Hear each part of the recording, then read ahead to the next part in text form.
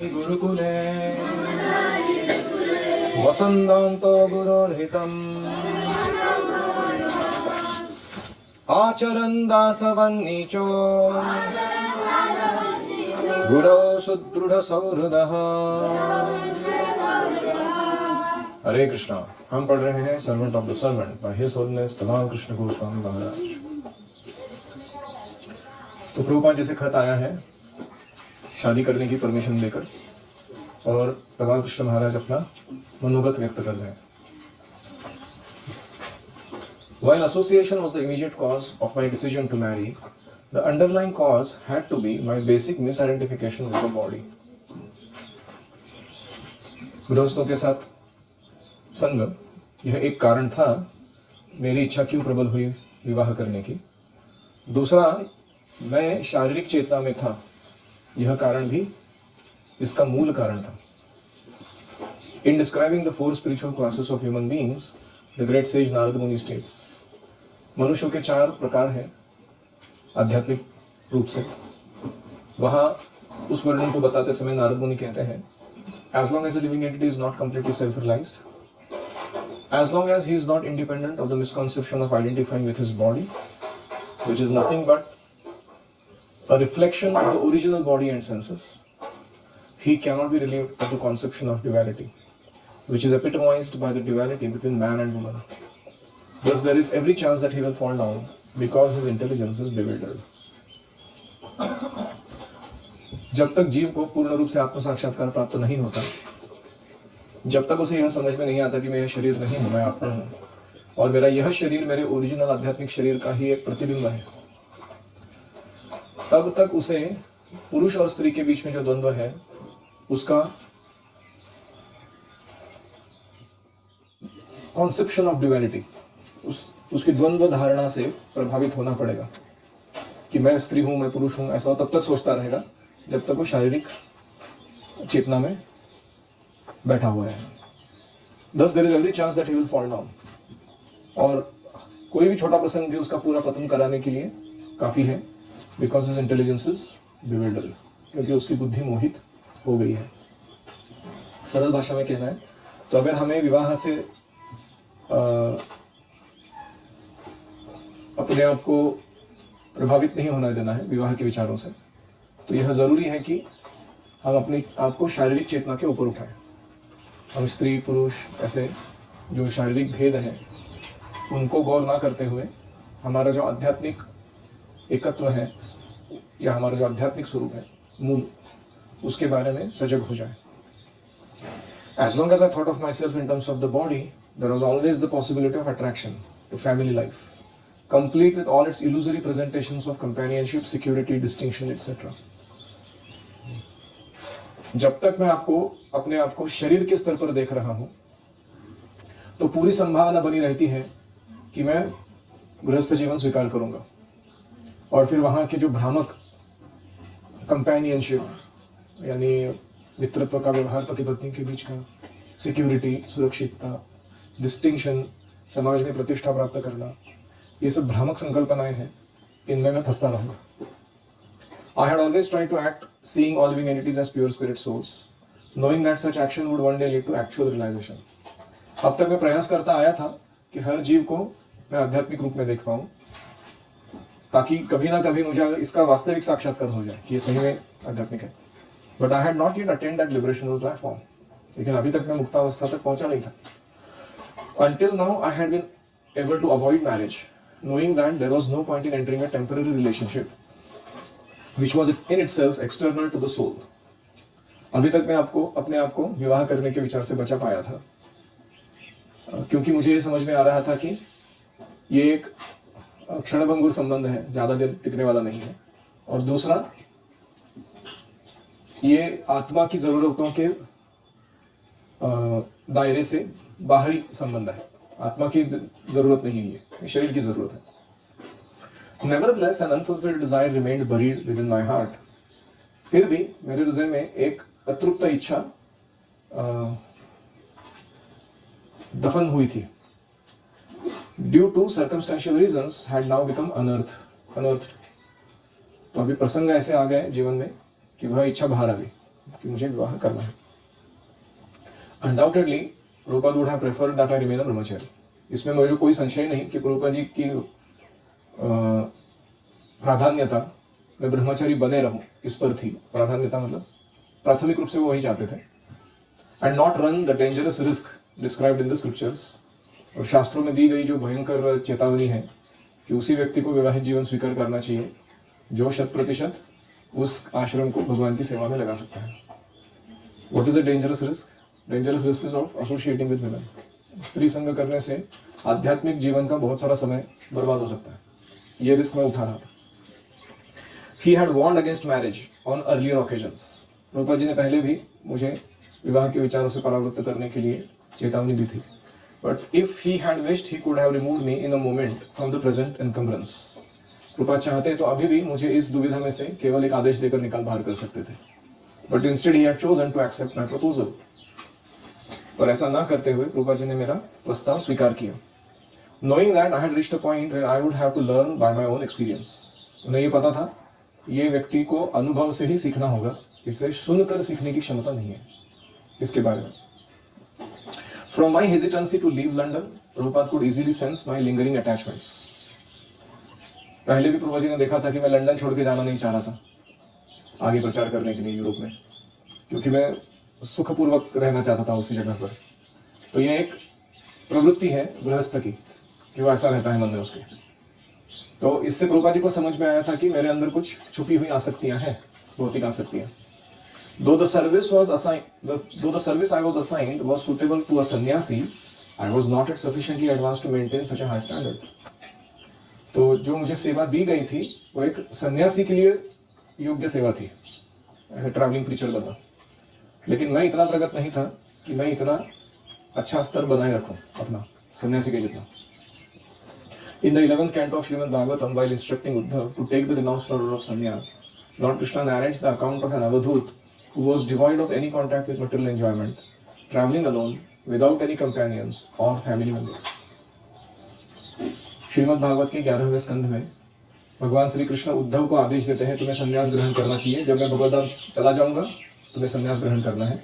उस समय वो एक अवधूत ब्राह्मण की कथा सुनाते हैं उद्धव को। वो कहते हैं कि वह अवधूत ब्राह्मण कैसे थे, भौतिक भोग के संपर्क से मुक्त थे, devoid of any contact with material enjoyment. और दूसरा, he was travelling alone without companion.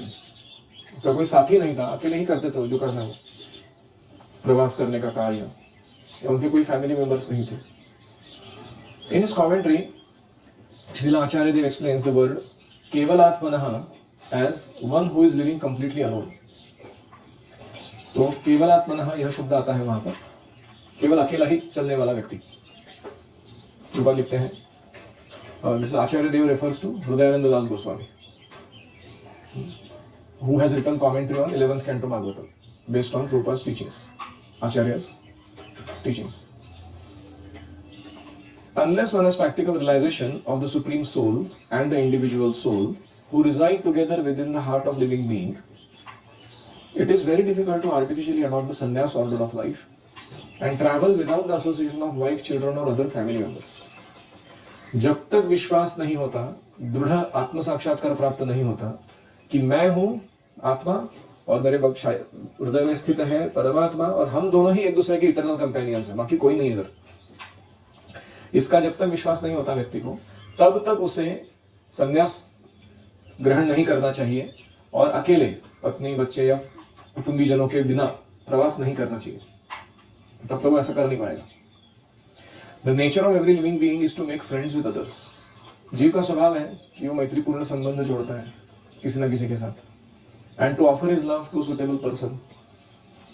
और जीव का स्वभाव है कि अपना प्रेम अर्पण करना चाहता है किसी योग्य व्यक्ति को। One who has realized the Supreme Person is satisfied to always carry the personality of Godhead within his heart as his constant companion. जो व्यक्ति भगवत साक्षात्कार प्राप्त कर चुका है वह भगवान को अपने हृदय में हमेशा धारण करता है और उनका ही संग लेता रहता है सतत रूप से। Unless one has realized that Krishna is one's only true friend and that Krishna is within one's heart, one will remain attached to the temporary relationships of the material world. जब तक उसे यह समझ में नहीं आया कि कृष्ण ही मेरे सुहृद है, हार्ट टू हार्ट फ्रेंड है, और कृष्ण ही मेरे हृदय में वास करते हुए मुझे कंपनी दे रहे हैं हमेशा, तब तक उसे कोई ना कोई भौतिक जगत का तत्कालिक संबंध के प्रति आसक्ति बनी रहेगी। भागवतम 11:7-30। Any reflections? संकर्षण। जिसको आत्मा और परमात्मा का आत्मा और परमात्मा नहीं पता तो उसको संन्यास नहीं लेना चाहिए, और वो बच्चे को छोड़ के अकेले प्रवास नहीं करना। Thank you. और कोई? अगर हम हमारे शरीर हमारे शरीर है तो हमारे जो पतन निश्चित है। हाँ, जब तक हम मान रहे हैं कि हम शरीर हैं, कोई भी कारण से छोटा मोटा भी, हमारा पतन निश्चित है। आध्यात्मिक जीवन ज्यादा देर नहीं कर पाते।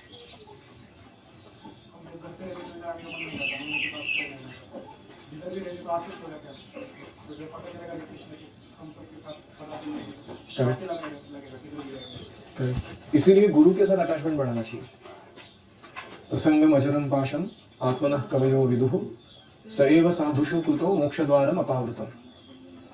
तो प्रसंगम अजरम पाशम, ये भौतिक लोगों के साथ या भौतिक प्रकृति के साथ हमारा जो संग है, अटैचमेंट है, वो बहुत ही स्ट्रांग है। अजरम मतलब काल के प्रभाव से भी वो बूढ़ा नहीं होता हो ऐसा आसक्ति हो। काल के प्रभाव से सब कुछ बूढ़ा हो जाता है, मतलब क्षीण हो जाता है। प्रसंगम अजरम पाशम, तो इसलिए सैव साधुषु कृतो, ये आसक्ति को किसमें लगाना चाहिए? एक साधु में लगाना चाहिए। उनसे संग करना, उनसे श्रवण करना, उनकी सेवा करना। मोक्ष द्वारम अपावृतम, ऐसा अगर हम करेंगे तो मोक्ष के द्वार खुल जाएंगे हमारे लिए। और कोई?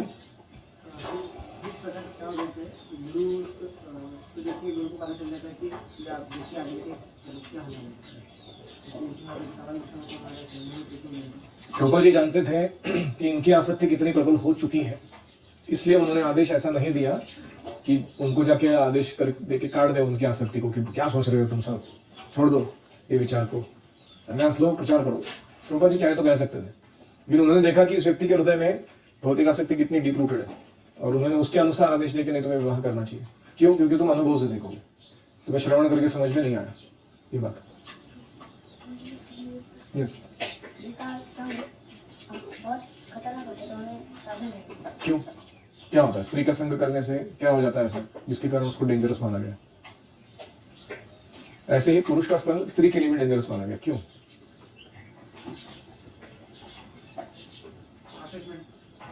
हाँ, कि उसके साथ जब आसक्ति हो जाती है तो क्या होता है? भौतिक बंधन हो गया तो क्या हो गया? उससे क्या होगा? भगवान को सेंटर रखने का नहीं रख पाएंगे ना, गृहस्थ आश्रम में करते हैं ना लोग ऐसे। प्रॉब्लम क्या है?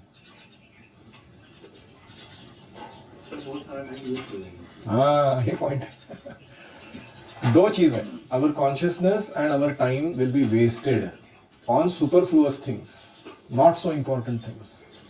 आत्मजाया सुतागारा पशु द्रविण बंधुषु राज्ये च विकले नित्यम विरूढ़ा ममताम जहो। तो आत्म मतलब शरीर, जाया मतलब पत्नी, सुत बच्चे, आगार नहीं, आगार is more to do with storage of, like stock taking you grains या गोदाम। हाँ, सुत आगार। पशु मतलब कार्स इन मॉडर्न टाइम्स। अभी वो हाथी और घोड़े हम ट्रांसपोर्टेशन के लिए नहीं यूज करते हैं, वी कीप कार्स। पशु द्रविण मतलब वेल्थ, बंधुषु मतलब रिलेटिव्स, राज्य मतलब योर टेरिटरी, योर क्षेत्र ऑफ एक्शन, किंगडम। 9 आइटम हो गए, आत्मजाया सुत आगार पशु द्रविण बंधुषु राज्य, 8 हो गए आइटम्स। तो इनके अंदर जो हमारा ये सब सरंजाम को मेंटेन करने के लिए टाइम या एफर्ट लगता है, उससे केवल बैठ के शांति से जप करना, भागवत पढ़ना, अर्चना करना भगवान की, ये जो डायरेक्ट डिवोशनल एक्टिविटीज है, श्रवण कीर्तन स्मरण मतलब, उसका टाइम कम हो जाता है। तो ये डेंजर है। तो कोई कहेगा फिर लोग शादी करते ही क्यों है, इतना अगर उनको मालूम है तो इसलिए करते हैं क्योंकि 2 प्रकार के लोग हैं ना। एक है कि उनको हिमालय चढ़ के जाना है, तो कुछ लोग होते हैं उनको कुछ बैकपैक वगैरह आसपास ज़्यादा लगता नहीं है, मेडिसिन, खाने का सप्लाई, ऑक्सीजन सिलेंडर, ये तगड़ा शरीर है एकदम, दृढ़ व्रत है एकदम, बस एक लकड़ी लेके चले जाते हैं ऊपर चढ़ के। ऐसे कुछ लोग होते हैं, बहुत बिरला होते हैं। लेकिन कुछ लोग होते हैं वो बोलते हैं कि अरे इतना लंबा जाना है, खाने के लिए कुछ चाहिए, थोड़ा मेडिसिन चाहिए, फिर उसका बैग थोड़ा भारी हो जाता है पीछे पीठ के ऊपर, और एक सिर्फ लकड़ी लेके नहीं चढ़ जा सकता। लेकिन एक बार उसने जमा कर लिया तो उसको क्या है, अभी what ever was probable disturbance उसका मेरे तोड़ निकाल लिया है। अभी वो शांत चित्त होकर चढ़ता रहता है, क्योंकि बीच में प्यास लगेगी, पानी है पी लिया, मेडिसिन बीमार पड़ गया, मेडिसिन है वो भी ले लिया, बीच में खाना भूख लगी खा लिया, तो उसने सब बैकपैक में लिया हुआ अपने। लेकिन उसका गोल क्या है, उधर जाके झंडा गाड़ना उसको ऊपर धवलेश्वर महादेव के सामने। तो दोनों भी चढ़ के जा रहे हैं, एक के पास लाइट वेट है, दूसरे के पास हेवी वेट है, लेकिन दोनों का डिटर्मिनेशन क्या है, झंडा गाड़ना है जाके। ऐसे कृष्ण प्रेम प्राप्त करने के लिए सन्यासी भी कार्य कर रहे हैं, गृहस्थ भी कार्य कर रहे हैं। हाँ, उनका स्टैमिना है वैसा कर पाने का, और इनका स्टैमिना है ऐसा कर पाने का। जब एक बार वो झंडा गाड़ देंगे, कोई फर्क रहेगा कि कौन सन्यासी मार्ग से आया है, कौन गृहस्थ मार्ग से आया, कोई फर्क नहीं रहेगा। क्योंकि एक बार कृष्ण प्रेम प्राप्ति हो गई तो कृष्ण ये नहीं पूछने वाले कि तुमने ऐसा क्यों किया, वो वैसा क्यों नहीं किया। तो यू हैव टू सी कि तुम्हारे साइकोफिजिकल नेचर के लिए सुटेबल क्या है, समझ रही है। मैंने ऐसा देखा है, कुछ लोगों के कुंडली में सन्यास योग लिखा रहता है, लेकिन वो व्यक्ति का emotional attachment to people around themselves and ability to deal with emotions is not very strong. तो फिर it is better that he walks a safe path. तो आगे जाके क्या होगा, वो 5, 10, 15 साल टिकेगा वो संन्यास, उसके बाद कुछ तो ऐसा हादसा हो जाएगा जो गड़बड़ कर देगा चीजों का। तो ये सब बहुत ही गंभीर विषय है, विचारपूर्वक करने का होता है। और खास करके हम केवल अपने इम्पेटस पे इसका निर्णय नहीं ले सकते। आता माझी सटकली, मी घेतो वैराग्य, इकडं सॅफरन कुठं मिळतो तुमच्या इकडं। मग कभी कभी आके पूछते हैं, बहुत ही फ्रस्ट्रेट हो गए स्पिरिचुअल लाइफ बटर लाइफ में, तो इसको मैं आके डायरेक्ट ज्वाइन करना चाहते हैं फुल्ली। और कुछ लोग हैं वो सब लेने के बाद संन्यास या सैफरन, वो सोचते रहते क्या गृहस्थों को इतना अच्छा एंजॉयमेंट है, मिस कर रहा हूँ उसको। तो ये फालतू नहीं चाहिए हमको इसके अंदर।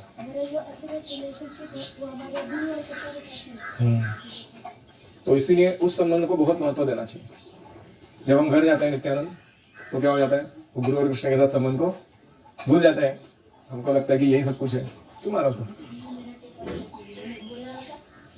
अच्छा अच्छा, ठीक है, एक्नॉलेज, ठीक है केशव, अप्रिशिएट योर पॉइंट। और कोई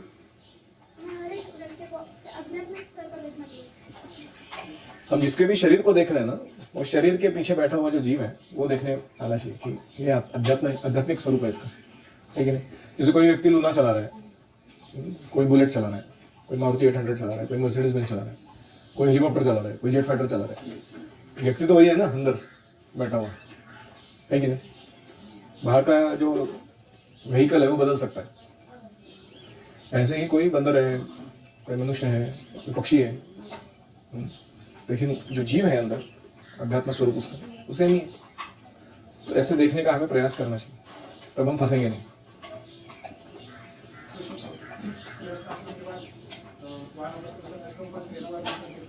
करेक्ट, सबके लिए नहीं संन्यास, लेकिन ब्राह्मणों के लिए संन्यास होता है, क्षत्रियों के लिए वानप्रस्थ ही होता है यूजुअली। तो हमारे सिस्टम्स क्यों नहीं है, क्योंकि गुरुकुल ट्रेनिंग नहीं है।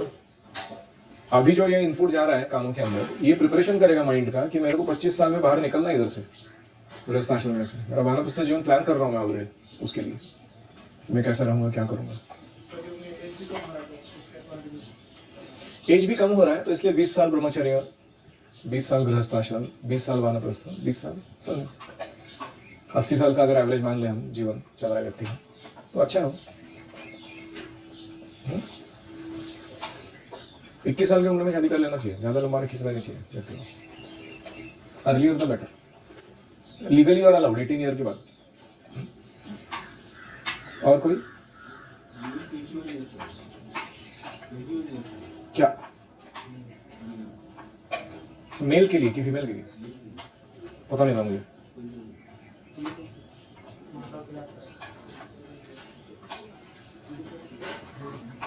यस जिसके मन में विवाह करने की इच्छा होती है वो एक गृहस्थ का लक्षण है।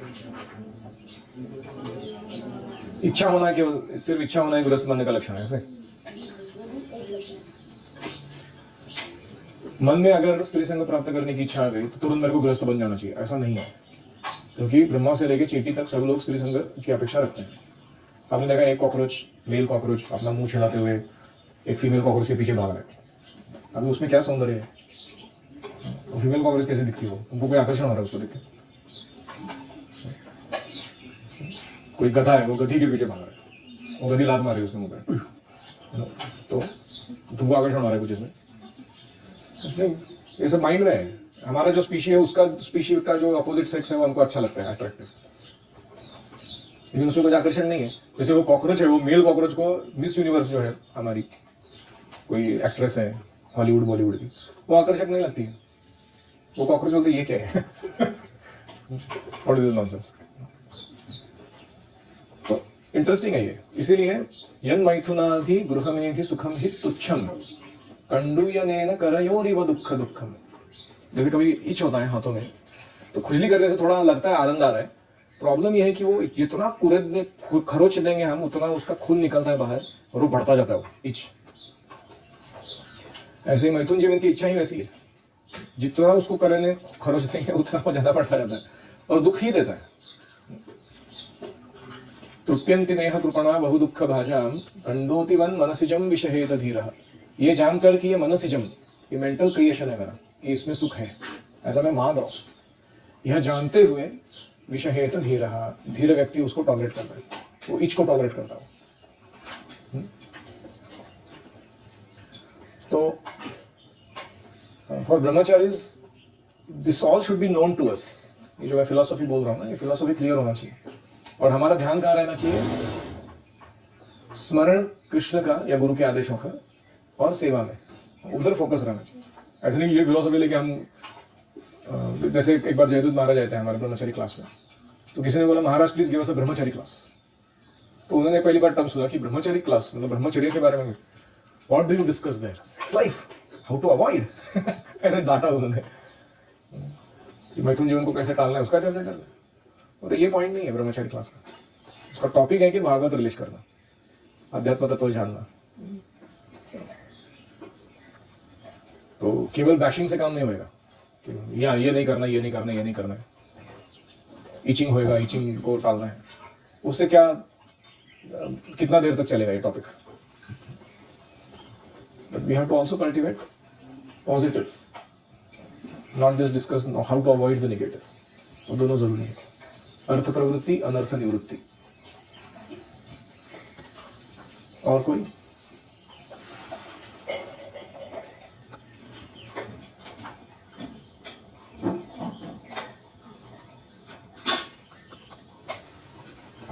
एक पॉइंट बोला नहीं किसी ने, मैं बोल देता हूं कि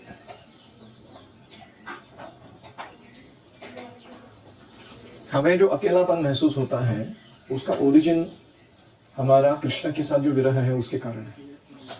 वो कृष्ण के प्रति जो हमारा प्रेम, आस्था, कंपेनियनशिप, आश्रय, सिक्योरिटी, ये सब जो है उसको हम ढूंढ रहे हैं कहीं और, किसी और संबंध में, किसी और भौतिक परिस्थिति में, और वो हम क्रिएट करना चाहते हैं आर्टिफिशियली हमारे अराउंड। लेकिन हम सफल नहीं होंगे इसमें, क्योंकि वो जब तक कृष्ण के साथ एस्टैब्लिश नहीं होता है तब तक वो सुख नहीं रहेगा जो भी हम एस्टैब्लिश करना चाह रहे हैं वो चीज। ओम हरे कृष्णा कृष्णा कृष्णा हरे हरे, हरे राम राम राम हरे हरे, हरि ओम तत्सत।